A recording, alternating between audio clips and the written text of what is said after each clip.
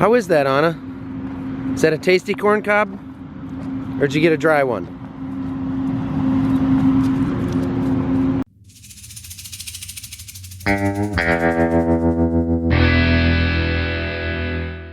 I think that's just her way of saying good morning. We got lots going on today. We are hoping to finish soybeans. We're gonna get some tillage going over there, and I'm even gonna get the strip tiller going. I'm gonna be patient this year because we have time. The ground's not gonna freeze tomorrow. I'm not gonna yank my hair out. Empty in here this time of year. Everything's in the field. Morning. Morning. Dennis is already here. They're going to start bringing in some fill Monday for on the ship. I saw that. I talked to him on his way out. Oh, did you? Okay. Yeah. Morning. Morning. How we doing? Good. You guys are checking that. I'll check the oil. Okay, that sounds good. Finally got the dually back from being gone all summer after a machine shed fell on it.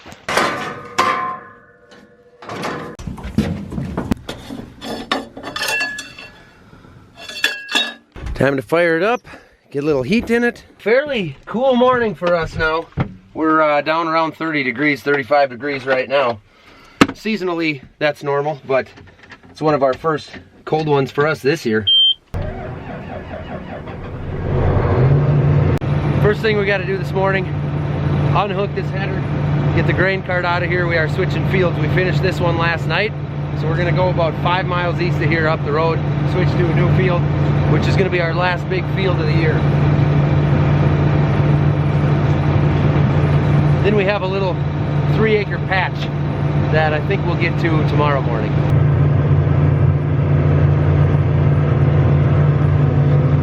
It's got this handy 2-piece cart that comes with the trailer, but we do find it's much faster and simpler with 2 guys. Takes a little bit of teeter-tottering inside of here, and he's faster out there, I'm faster in here, so we got it kind of down to a science.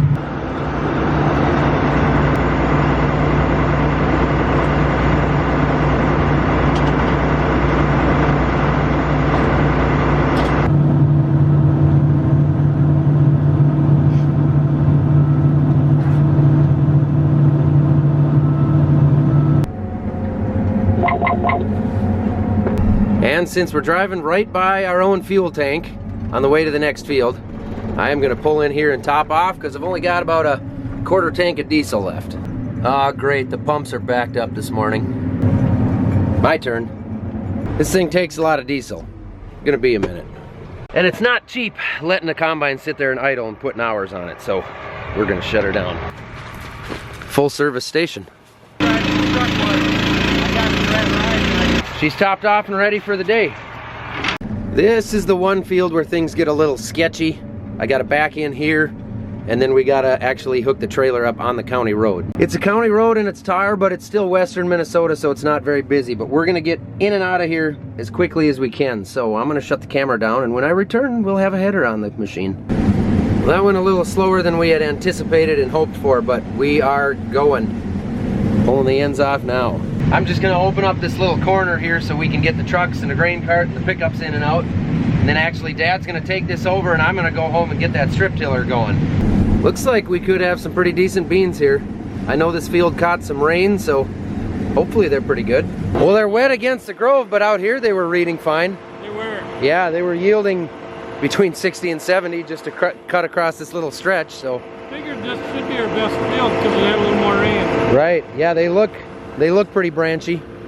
It looks really good and clean behind it. These beans are actually, because of the gloomy days, the pods are a little bit tougher, and it's actually making really nice conditions. Things aren't getting so dry that it shatters. Things have been going really good. Once we got the settings figured out on this new machine and I figured out that rethrasher setting, it's actually done a phenomenal job, both the header and the machine.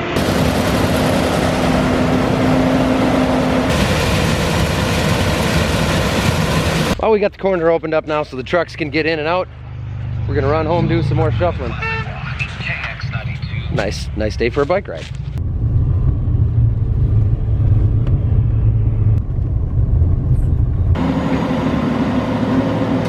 Nate is gonna throw some diesel in the big horse there, take that down south and get that rolling. We are kind of at the point where we need to start getting tillage rolling because we're almost done with the beans. That's about half our acreage. In the meantime, I'm gonna climb up one of these bins and see just how full it is on soybeans so that I know how much room we got left here. We've been hauling a fair amount of beans to town, but this bin should be about that full, somewhere in there. There's some in here. This is the wet tank. We'll have to empty that once we're done with beans. And I'm hoping we got enough beans to fill this one a third full.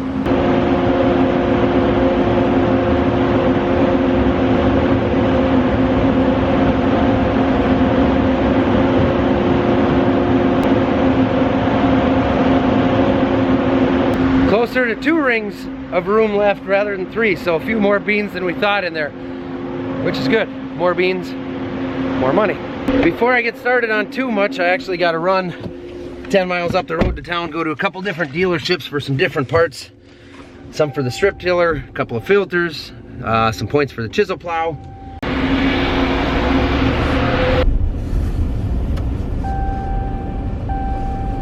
Got a bunch of filters, mostly for the semi trucks, and 25 points for the chisel plow because I know the ground is hard and the ones we got on are half wore out now, so we are definitely gonna need those. I've said it before, I'll say it again.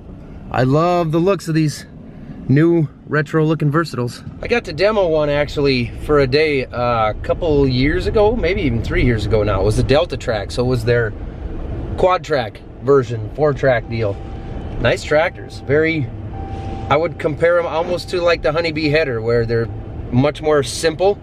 They're not too loaded full of bells and whistles, and they do the job, they function. I thought it was a good machine. Next stop. Okay, daily parts run is done.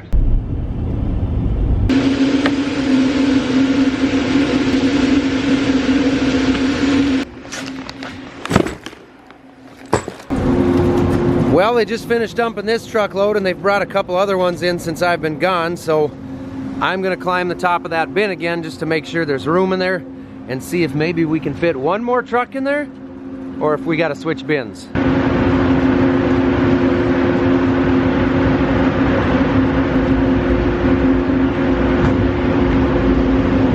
I didn't slip, which is good. You guys wouldn't want to catch me because I am every bit as heavy as you think I am. And the other good news is there's still a ring left in that bin, so we'll get a solid another load or 2 loads in there before I have to switch. All right, let's pull the big horse, the long train, out of the new shed here. And it sounds like in the next couple days here, the excavators are gonna come out and start grading some of this. We've got the pad done here where I'm standing, but they're gonna come grade some of this, level this off the way we want it, and then it sounds like November 1st we can start on the building, so there's gonna be a whole bunch going on here at that time, and hopefully I can show it all to you guys. Let's check some oil here if I can get this open. There, one-handed even.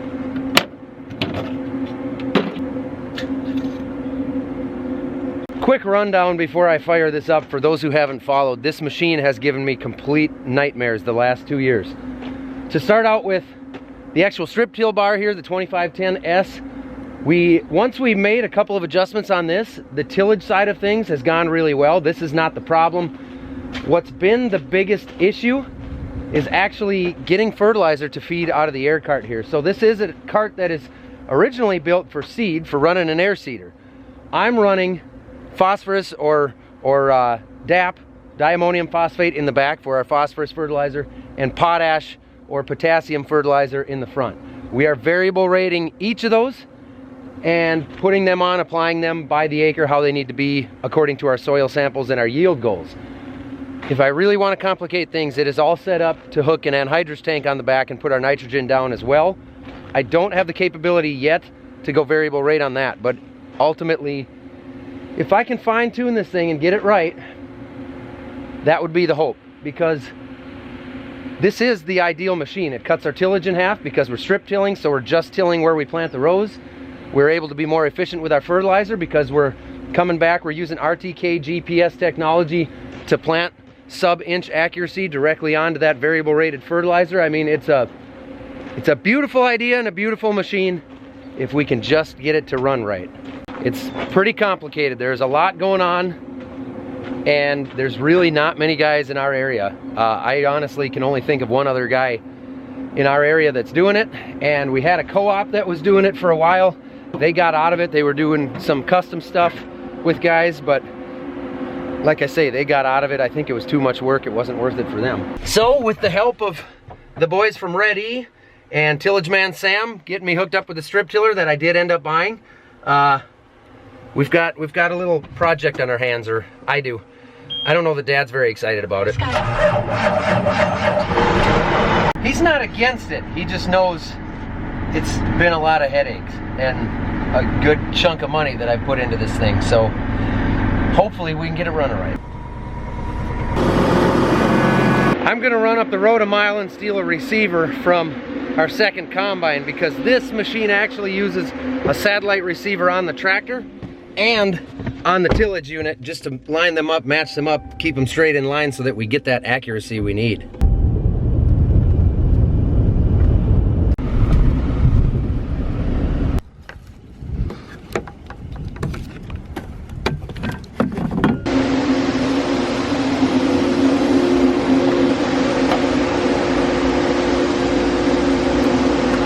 I noticed one thing while I was putting that on there. I've still got the strings on my new hoodie, so I'm gonna get rid of those. This is a Millennial Farmer hoodie, by the way. New old school Millennial Farmer. It's got the Moline on it. You can save 22% off this hoodie right now and everything else in our store when you use the checkout code HARVEST22 on our online store. Just go to the websites below, either mnmillennialfarmer.com or farmfocus.com. Either one will get you there, but you gotta hurry because it's only through December 15th. Unfortunately, all the hoodies come with strings, so you're gonna have to cut them off yourself. One of the things that was broken on this machine was the tank lid bolt that adjusts the tank lids. These have gotta be sealed really tight, or else you have a problem with air coming through and then you can't get enough pressure through. But when we tried to adjust it, it broke the bolt, so I've got a new one here. I don't really know what I'm doing. I've never done this before, but it looks pretty non-complicated. And I can look at the one right behind the camera there and see kind of what I need to do. Just hold this pin. Okay, I jumped the gun on that. I shouldn't have done that. Well, how does that go under? Okay. Learning as I go.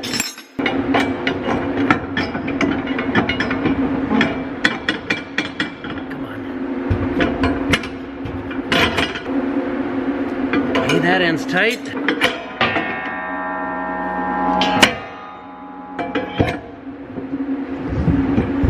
Then I need to adjust this up so that this pulls the lid tight.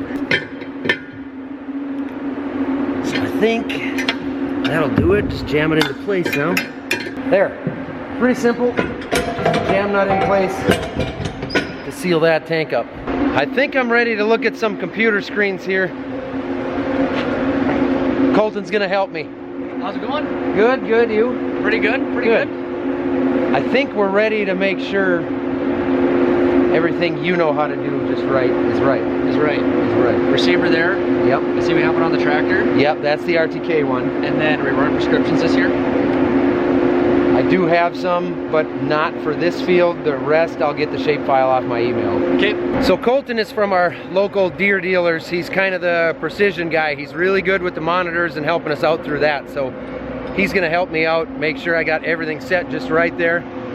And they did bring another truck of beans, so I know that bin is about out of room. So I'm gonna switch over to the wet tank right now.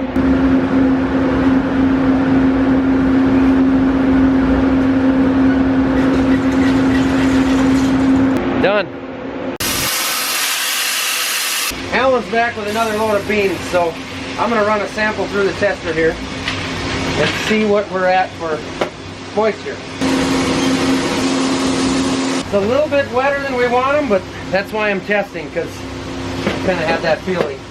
So we can put them in the bins, put a little bit of air on them, and they will dry down quite a bit just in our bins. It's a little cool and a little breezy, but overall, another awesome day here, especially for mid-October. Colton's still running some updates in there. These machines honestly are giant computerized robots, so you got to update the software once in a while to make it do what you want to make it do. A good puppy. Well, Colton just took off here. Thanks to him for coming out and helping make sure everything is right here, but our computers should be updated and set and ready to go. I've got a light load of fertilizer on the way. So I'm gonna top this thing off with some diesel just to make sure that's done, and then we'll get fertilizer in it. And Jesse from Red E is coming also to make sure I've got everything calibrated correctly and everything is looking as it should. Hopefully I don't disrupt these guys here from the gas company. They're fixing a couple spots in our copper line going to the dryer.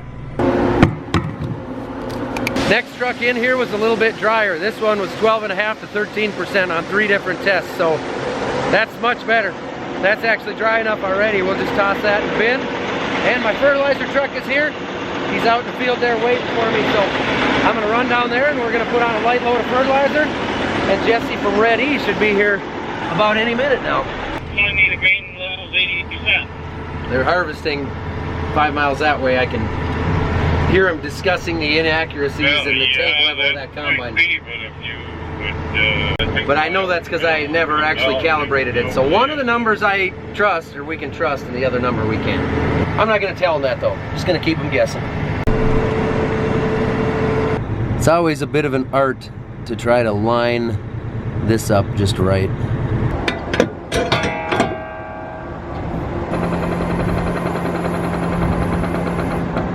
We might need, I wonder if you straighten the auger out this way some and back the truck up.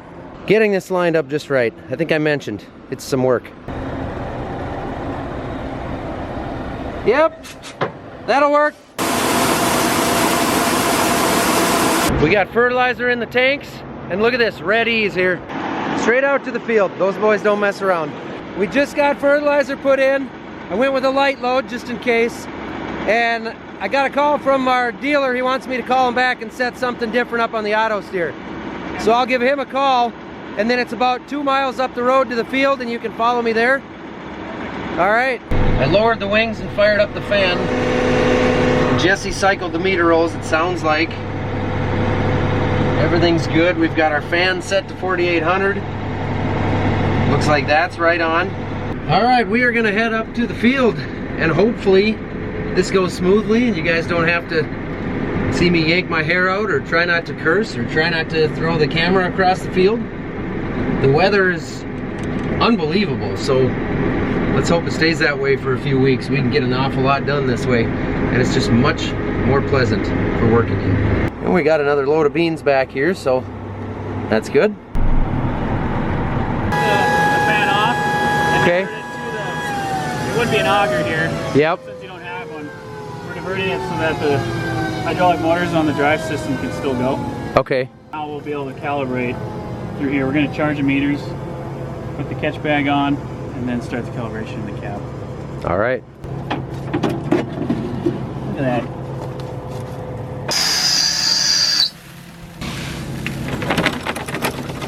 We're calibrating the meters now, so we've got our simulated speed, our rate, and the weight of product we want to end up with. So it's going to run, turn the master switch on, and press start.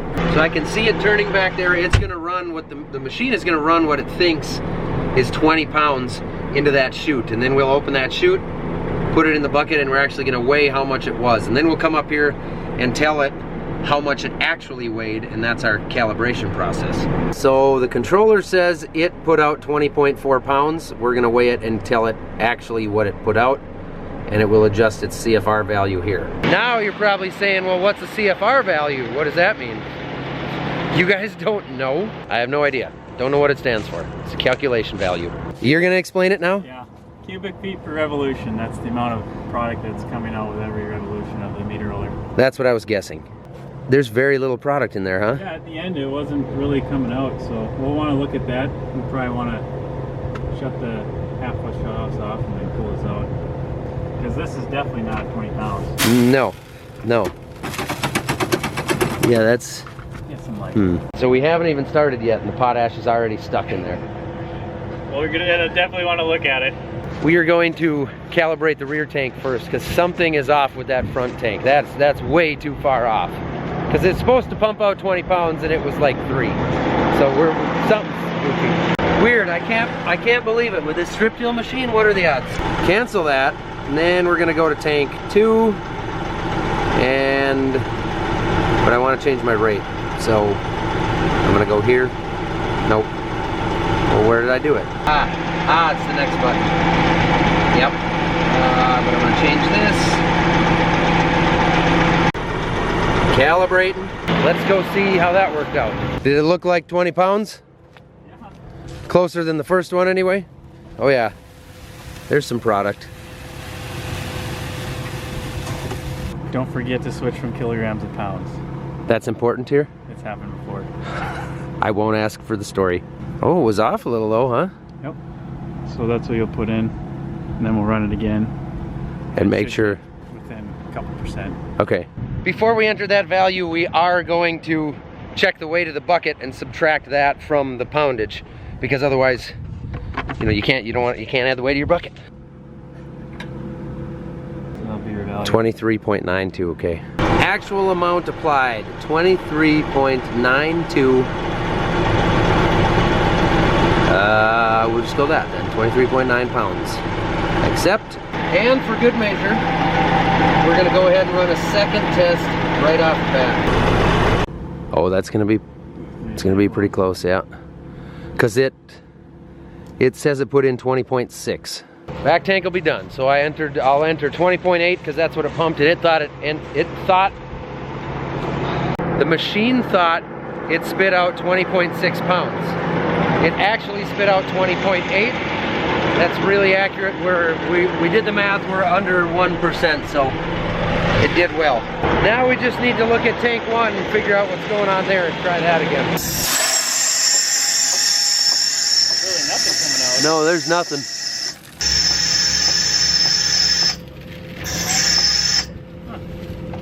Alright, we're gonna shut it off. Try it once again. Again? The blue. Oh no, never mind. that That shouldn't shouldn't be. It's dang near empty. Yeah, there's nothing in those middle runs. It's the strip tiller. It's this machine. It's. See, I'm not pulling my hair out. The weather is nice. But that's just, it's like something's got to be. There's no chance that a bag or something would cover those 3 and the 3 on the other side and not the middle 2. I mean, it's clean. There's never been any product down in there. I can see it up in there. You can see it? Yeah. Here, shine the light on Yeah.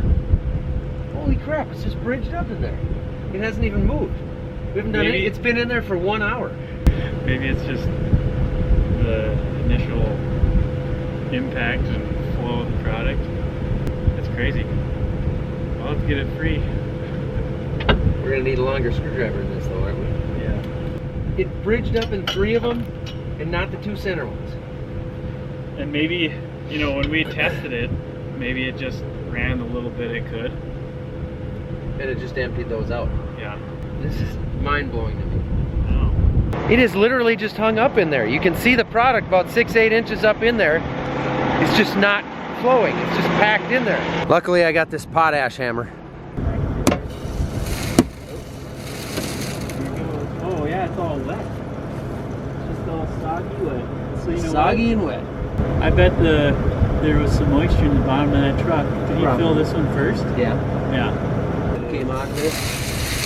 Now it's coming. Now we got dry product. Yep. Look at that. It's wet. There we go. Here's what the product is. This is the dry product. Underneath there is all the cakey, wet, nasty crap. Well. Yeah, All right, let's. always something. Should work this time.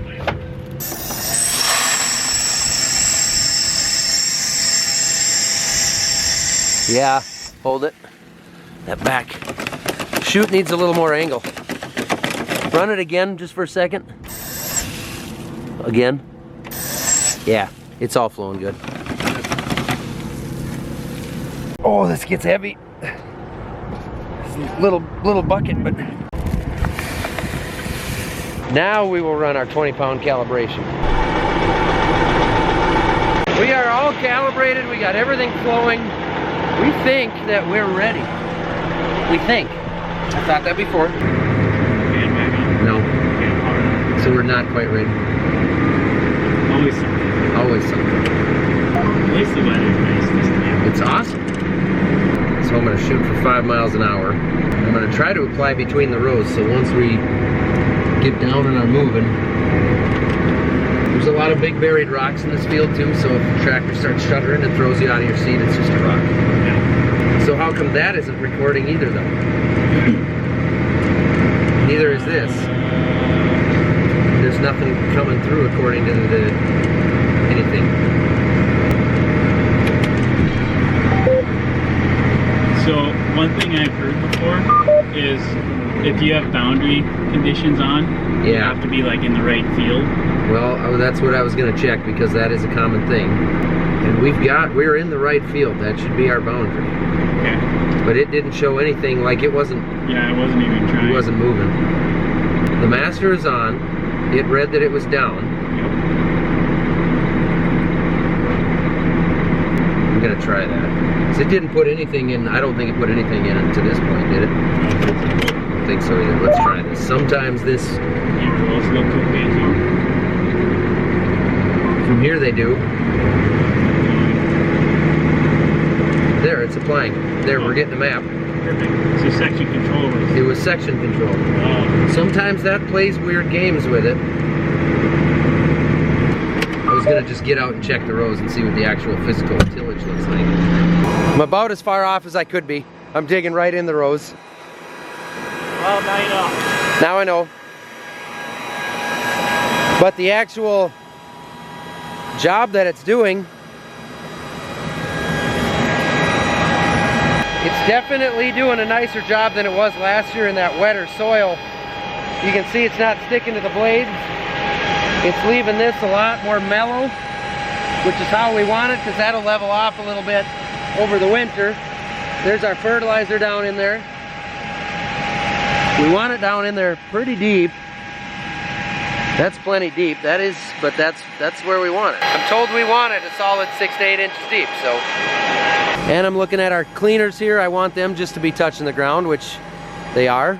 This is bean stubble, so I don't even think, honestly, I don't believe I even need to run these front discs down. It looks like it's doing a pretty good job.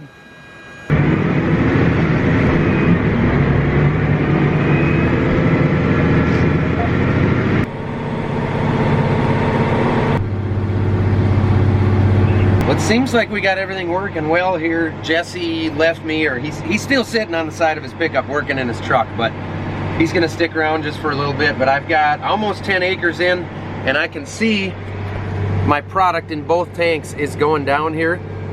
I've got a camera in each tank. I've got a camera out the back, and I can see my flow meters here. Do the best I can with the glare, but basically this is telling me that there is an acceptable amount of flow coming from each tank. My meters are open, they're running.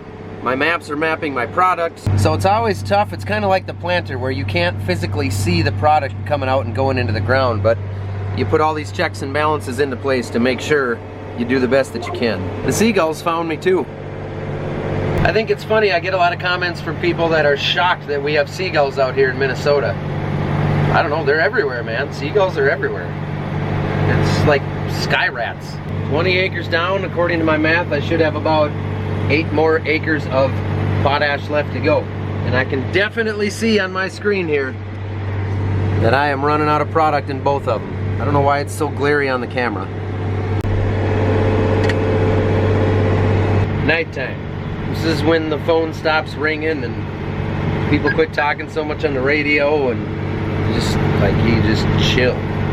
Maybe not necessarily when we're busy combining corn, but at least when I'm out doing this and things are going well.